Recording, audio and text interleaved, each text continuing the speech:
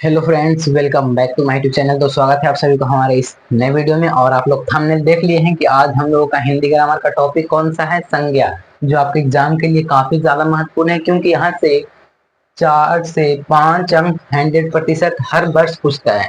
तो संज्ञा सिर्फ 20 से 25 मिनट दीजिए, यहाँ से 5 अंक आपके हाथ में हवाले हो जाएगा। ठीक है, तो संज्ञा पढ़ेंगे। संज्ञा कितने प्रकार के होते हैं, कौन कौन होते हैं, उसके बारे में चर्चा करेंगे। सारा चीज आ जाएगी, संज्ञा पूरा टॉपिक का समाप्त कर देंगे 20 से 25 मिनट में बस, क्योंकि ज्यादा बड़ा है नहीं। ठीक, तो चलिए स्टार्ट करते हैं। संज्ञा क्या है, और इंग्लिश में इसे बोला जाता है नाउन। और चैनल पे नए हैं तो चैनल को सब्सक्राइब कीजिएगा और अपने दोस्तों को शेयर कीजिएगा। ठीक है, नाउन इंग्लिश में से नाउन कहा जाता है और हिंदी में संज्ञा। तो नॉन इज नेमिंग वर्ड आप लोग पढ़ रहे होंगे, चौथा पचमा में पढ़ते आ रहे होंगे।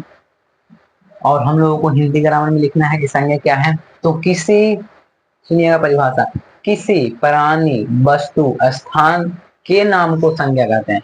किसी प्राणी के नाम, कोई वस्तु का नाम, या कोई स्थान का नाम, जैसे पटना, कौन सा संज्ञा है, सभी के बारे में पढ़ेंगे। और द्रव, द्रव में आ जाए जैसे तेल, कौन सा संज्ञा है, तो द्रववाचक संज्ञा। बुढ़ापा, भाववाचक संज्ञा, सभी बताने वाले हैं। तो सबसे पहले संज्ञा का परिभाषा लिख लीजिए आप सभी लोग। ठीक, हो सकता है पूछ दे बिहार बोर्ड। किसी प्राणी, वस्तु, स्थान तथा किसी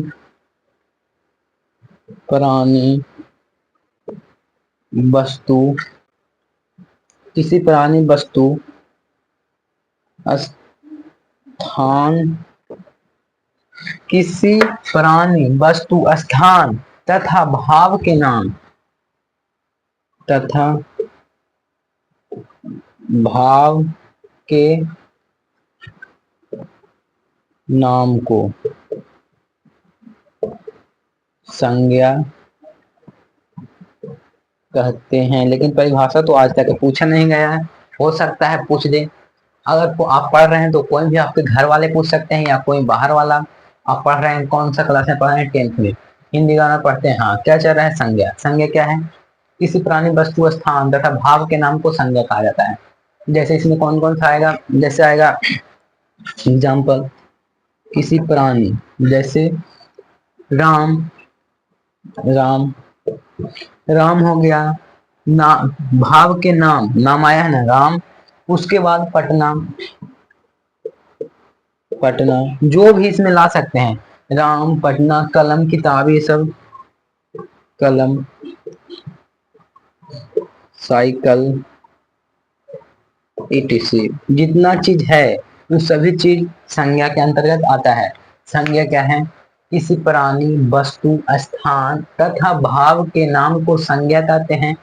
जैसे किसी खास व्यक्ति का नाम, कोई स्थान का नाम, या भाव, जैसे बुढ़ापा, जवानी, ये सब भाव हो रहा है, तो भाव के नाम को संज्ञा कहते हैं। ठीक, लेकिन ये हो सकता है पूछ दे, ऑब्जेक्टिव क्वेश्चन आता है कि संज्ञा निम्न में कौन संज्ञा है, कौन सा संज्ञा है जिसके बारे में। तो आप पढ़ेंगे कि संज्ञा कितने प्रकार के होते हैं, ये पूछा जाता है। तो संज्ञा 5 प्रकार के, नोट में लिख लीजिएगा या स्टार लगा के लिखिएगा। संज्ञा, संज्ञा 5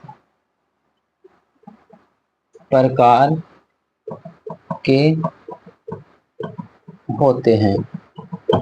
चाहे आप 10th में पढ़ रहे हैं, या 12th में पढ़ रहे हैं, या ग्रेजुएशन या किसी चीज की तैयारी कर रहे हैं, उनके लिए भी है। क्योंकि हिंदी ग्रामर है जो चेंज थोड़े होगा, जो है वही रहेगा। जैसे इंग्लिश ग्रामर है, वो थोड़े चेंज हो रहा है, जो नीचे पढ़े वही तो आगे ही पढ़ना है। आगे पढ़िएगा कि संज्ञा 6 प्रकार का हो जाएगा।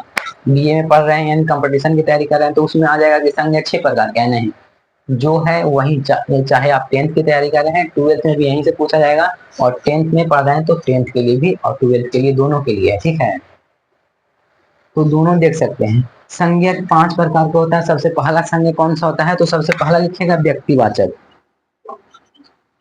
व्यक्तिवाचक, व्यक्तिवाचक, व्यक्तिवाचक संज्ञा। दूसरा में लिखिएगा जातिवाचक, जातिवाचक, जातिवाचक संज्ञा। संज्ञा कितने प्रकार के? 5 प्रकार के। पहला व्यक्तिवाचक, दूसरा जातिवाचक, और तीसरा लिखेगा समूहवाचक। तीसरा समूहवाचक, समूहवाचक संज्ञा। और चौथा लिखिएगा द्रव्यवाचक संज्ञा, द्रव्यवाचक संज्ञा। पांचों को हम लोग पढ़ेंगे, द्रव्यवाचक संज्ञा। और पांचवा है भाववाचक संज्ञा, भाववाचक संज्ञा। यही पढ़ लीजिएगा तो यहाँ से 4 से 5 अंक पक्का आएगा। ठीक, तो संज्ञा हम लोग देखेंगे किसी व्यक्ति, प्राणी, स्थान तथा भाव के नाम को संज्ञा कहते हैं। संज्ञा कितने प्रकार के हैं? संज्ञा 5 प्रकार के। ऑब्जेक्टिव क्वेश्चन पूछा गया है, संज्ञा कितने प्रकार के हैं? 3 प्रकार, 2 प्रकार, या 6 प्रकार, या 5? तो 5 प्रकार के हैं। टिक कीजिएगा ऑप्शन नंबर बी। ठीक, तो 5 प्रकार में पहला कौन है? व्यक्तिवाचक। दूसरा जातिवाचक। व्यक्तिवाचक क्या है?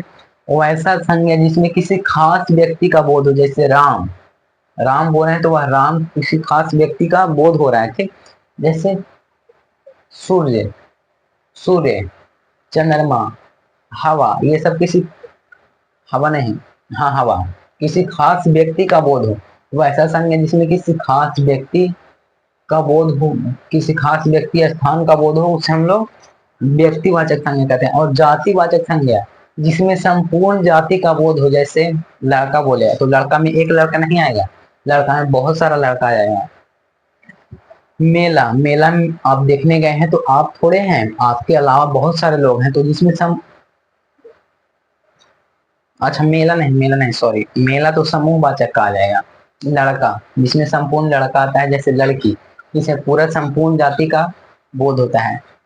हिमालय पर्वत, पूरा हिमालय पर्वत जिसमें संपूर्ण जाति का बोध हो। और तीसरा है समूहवाचक संज्ञा जिसमें क्या होता है? पूरा समूह का बोध होता है। जैसे चाबी का गुच्छा, कई बार पूछा गया है, चाबी का गुच्छा कौन सा संज्ञा है? और पूछेगा सेना, सेना जो इंडियन आर्मी वाला जो होता है सेना, तो सेना में इंडियन आर्मी वाला, इंडियन आर्मी के जो जवान है वो अकेले थोड़े हैं, बहुत सारे लोग एक साथ रहते हैं, जैसे 20 से 25 लोग एक साथ रहते हैं, तो वह समूह हो गया। मेला, मेला में आप थोड़े हैं, बहुत सारे लोग रहेंगे। तो ये सब जिसमें समूहवाचक का बोध हो, यानी बहुत सारे समाज, समूहवाचक संज्ञा, हाँ यही होगा। एक सेकंड रुकिएगा। किसी संज्ञा से एक ही तरह के व्यक्ति, हाँ किसी संज्ञा से एक ही तरह के व्यक्ति या एक ही तरह के व्यक्ति या वस्तुओं का बोध हो, उससे हम लोग किसमें जाएंगे? समूह में। इसका सबसे अच्छा एग्जाम्पल रखिएगा मेला और सेना, यही 2 एग्जाम्पल काफी बार पूछा गया है। और चौथा है द्रव्यवाचक संज्ञा।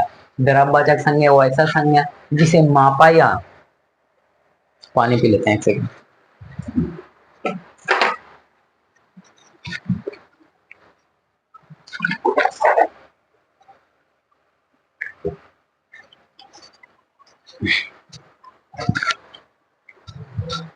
तो कौन देख रहे हैं? द्रव्यवाचक संज्ञा वो वैसा संज्ञा जिसे मापा या तौला जाता है। जैसे, जैसे हो गया तेल, घी, दूध, ये सब तौल के या माप के मापा दिया जाता है। जिसे मापा या तौला जा सकते उसे हम लोग द्रव्यवाचक संज्ञा कहेंगे। और भाववाचक संज्ञा क्या है? वो वैसा संज्ञा, एक सेकंड रुकिएगा, किसी व्यक्ति या वस्तु के गुण, हाँ किसी व्यक्ति या वस्तु के गुण, दोष, स्वभाव, किसी व्यक्ति के गुण, दोष, स्वभाव इत्यादि का बोध होता है, उसमें भाववाचक संज्ञा कहते हैं। जैसे उसमें आ जाएगा बुढ़ापा, बुढ़ापा, मोटापा, जवानी, ये सब किसमें आएगा? भाववाचक संज्ञा में। तो इतना तक देख लिए, आप चलते हैं एक एक करके पढ़ते हैं। व्यक्तिवाचक संज्ञा क्या है? हेडिंग लगाइएगा एक में, व्यक्तिवाचक संज्ञा।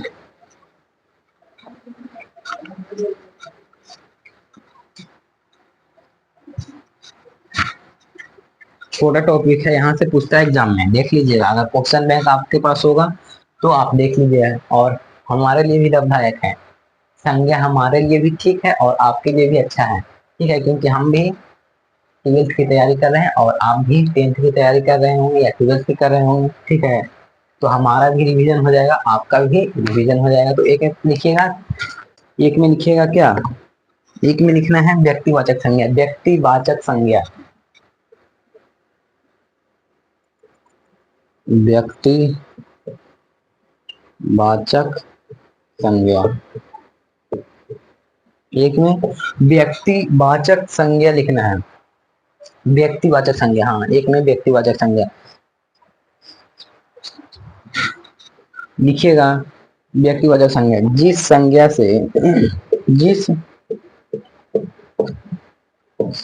से किसी खास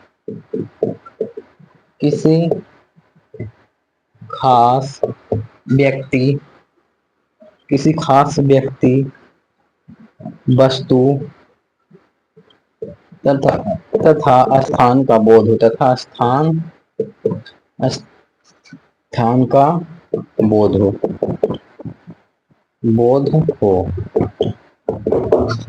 जिस संज्ञा से किसी खास व्यक्ति, आपके लिए जो खास है उस व्यक्ति का नाम, जैसे आपका कोई खास व्यक्ति होगा वो, और उसके बाद वस्तु, जो आपका पसंद का वस्तु है वो, तथा स्थान के नाम का बोध हो। जैसे एग्जाम्पल लीजिएगा तब समझिएगा।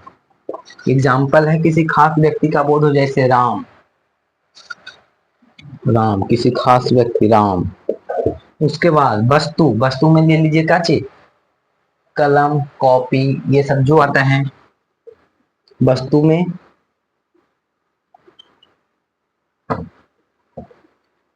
किसी खास व्यक्ति, वस्तु, स्थान जैसे पटना, पटना एक ही है, एक ही जगह पे, यानी कि पूरा नहीं फैला हुआ है, पटना है, उसके बाद आगे जाएगा तो फिर है नहीं। किसी खास व्यक्ति और लिख सकते हैं सूरज, सूर्य, ईटीसी, जिस संज्ञा से किसी खास व्यक्ति, वस्तु, स्थान का बोध हो उसे हम लोग व्यक्तिवाचक संज्ञा कहते हैं।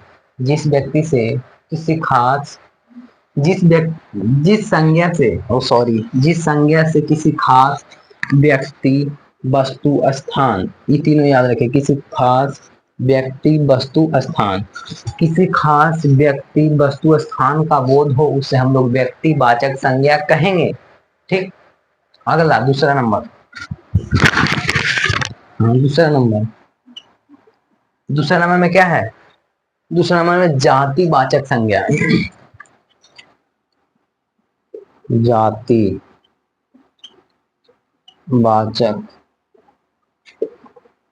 संज्ञा, ऐसे इसका शॉर्ट में लिख सकते हो, ऐसा संज्ञा जिसमें संपूर्ण जाति का बोध हो, जातिवाचक संज्ञा कहते हैं। वह भी ठीक ही रहेगा। ये लिख सकते हैं किसी खास प्राणी की, किसी वस्तु प्राणी की संपूर्ण जाति का बोध हो, किसी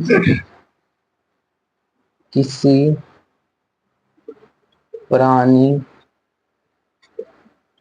वस्तु की संपूर्ण जाति का बोध हो, संपूर्ण जाति का बोध हो उसे जातिवाचक संज्ञा कहते हैं। लिख लीजिएगा। किसी प्राणी, वस्तु की संपूर्ण, किसी प्राणी या वस्तु की संपूर्ण जाति का बोध हो उसे हम लोग जातिवाचक संज्ञा कहेंगे। जैसे लड़का, एग्जाम्पल में लड़का, इसमें नाम नहीं आएगा, इसमें नाम नहीं आएगा। जैसे आपका नाम होगा रमेश, तो रमेश एक व्यक्ति का नाम थोड़े है, बहुत सारे लोगों का नाम है। ठीक, और लड़का, लड़की जिसमें संपूर्ण जाति का बोध हो, गाय, गधा, ईटीसी, ये सब आता है जिसमें संपूर्ण जाति का बोध हो। गाय, भैंस भी आ सकता है जिसमें बहुत सारा भैंस है, एक थोड़े है। जिसमें संपूर्ण जाति का बोध हो उसे हम लोग जातिवाचक संज्ञा कहते हैं। क्या आपको समझ में आ गया? समझ में आ गया तो इस, नहीं समझ में आया है तो नो। समझ में आ गया है तो यस यस यस, और नहीं समझ में आया तो नो। ठीक है, कमेंट कर दीजिएगा। अब तीसरा हम लोग पढ़ेंगे क्या? तीसरा पढ़ेंगे, हाँ हाँ हाँ हाँ, समूहवाचक संज्ञा। प्राकृतिक स्थलों का नाम भी जातिवाचक संज्ञा में आता है। प्राकृतिक स्थलों का नाम, अच्छा लिख लीजिए स्टार देके। प्राकृतिक स्थलों, स्थलों का नाम, प्राकृतिक स्थलों का नाम जातिवाचक संज्ञा में आता है। जातिवाचक संज्ञा में आता है। एक सेकंड देख लेते हैं आवाज जा रहा है या नहीं। सही है,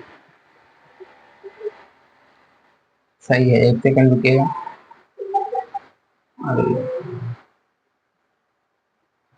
हाँ सही है, बिल्कुल सही है। प्राकृतिक स्थलों का नाम जातिवाचक संज्ञा में आता है। यहाँ तक आपको ना कोई दिक्कत ना कोई परेशानी। तो पहला दूसरा देख लिया, अब चलते हैं तीसरा, समूहवाचक संज्ञा, उसके बाद द्रव्यवाचक संज्ञा, उसके बाद भाववाचक संज्ञा, फिर संज्ञा समाप्त।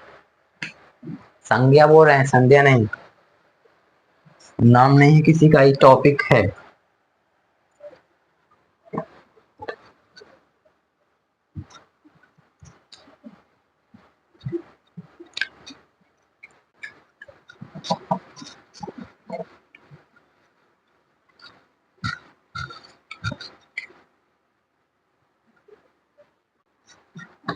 हाँ तीसरा लिखिएगा क्या, समूहवाचक संज्ञा।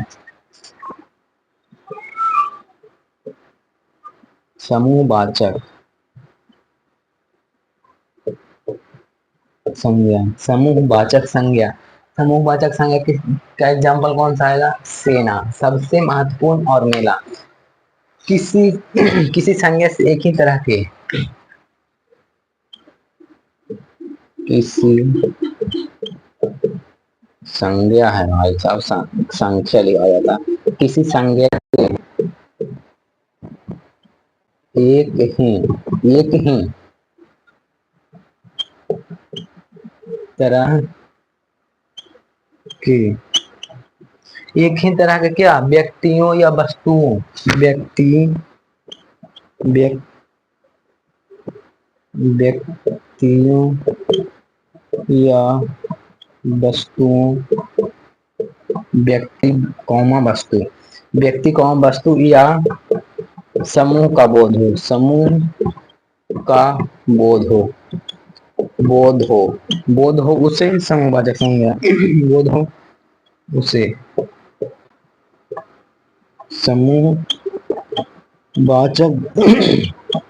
संज्ञा कहते हैं। बस एग्जाम्पल लिखिएगा, मेला, मेला, सेना, चाबी का गुच्छा, चाबी का गुच्छा, etc। आवाज जा रहा होगा बैकग्राउंड में, उसके लिए कोई प्रॉब्लम नहीं है, क्योंकि लगन चल रहा है शादी ब्याह वाला, तो जाएगा। ठीक है, लगन स्टार्ट शायद हो गया होगा। और ट्वेल्थ वाले कितने छात्र आए, उनका भी शादी हो गया होगा या होने वाला है। ठीक है, कल मतलब कि हम लोगों का क्लास चल रहा था, तो उसमें पूछा गया था, तो अधिकतर उसमें हाँ यानी हाथ उठाया गया था।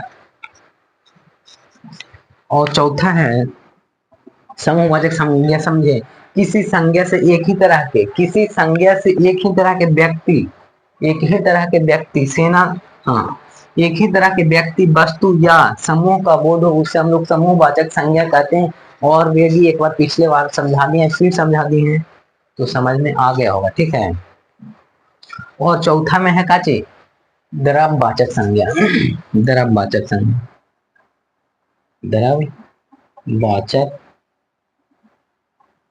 संज्ञा, द्रव्यवाचक संज्ञा क्या है? वैसा संज्ञा जिसे मापा या तौला जा सके। लिखिएगा, वो वैसा संज्ञा, वैसा संज्ञा जिसे मापा या तौला जा सके, जा सके उसे उसे क्या कहेंगे? द्रववाचक। उसे द्रववाचक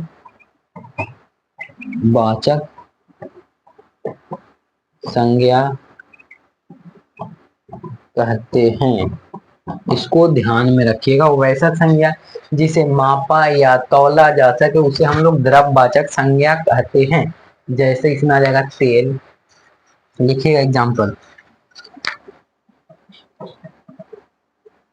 तेल कौमा घी, तेल घी, चावल, इसे भी तौल कर मापा जाता है, चावल। बहुत सारा है जिसे मापा या तौला जा सकता है, डॉट डॉट डॉट etc। ठीक, तो हम लोग कितना देख लिए? 4। अगर आप आज अपने सर को नीचे कर कर पूरी पढ़ाई में लगा देते हैं तो आने वाला समय में आपका सर सबसे ऊंचा होगा। कब होगा? जब अभी आप पढ़िए मन लगाकर और रिजल्ट आएगा तो गांव में ऐसे करके घूम सकते हैं कि हाँ रिजल्ट अच्छा है, आपका नाम लेगा गांव वाला। ठीक है, तो आज अगर सर नीचा है तो कोई बात नहीं, रिजल्ट के बाद यही सर ऊंचा होगा, गांव में आपका सब नाम लेगा। ठीक है, तो आज जो पढ़ना है वो पढ़ लीजिए, समाप्त कर दीजिए, रिजल्ट आगे वाला आने में ठीक ही होगा। ठीक, तो चौथा हम लोग पढ़े द्रववाचक संज्ञा, और इसके बाद लास्ट आज का है भाववाचक संज्ञा। भाववाचक संज्ञा, भाववाचक संज्ञा से ऑब्जेक्टिव क्वेश्चन पूछा जाता है। बुढ़ापा कौन सा संज्ञा है? सबसे अत्यधिक बार अगर पूछा गया है ना तो बुढ़ापा पूछा गया है कि बुढ़ापा कौन सा संज्ञा है, तो भाववाचक संज्ञा। ध्यान में रखिएगा, टिक कीजिएगा।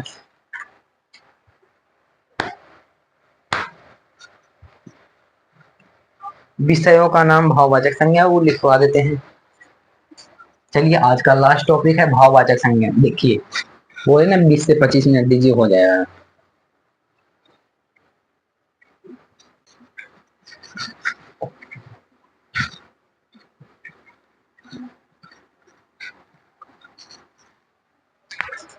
अच्छा, भाववाचक,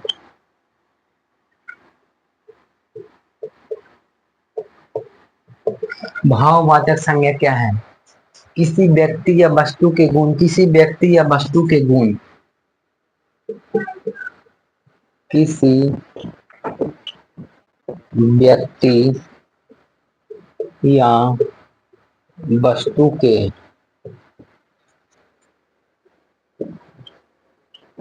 किसी व्यक्ति या वस्तु के गुण, किसी व्यक्ति या वस्तु के गुण दोष, गुण दोष,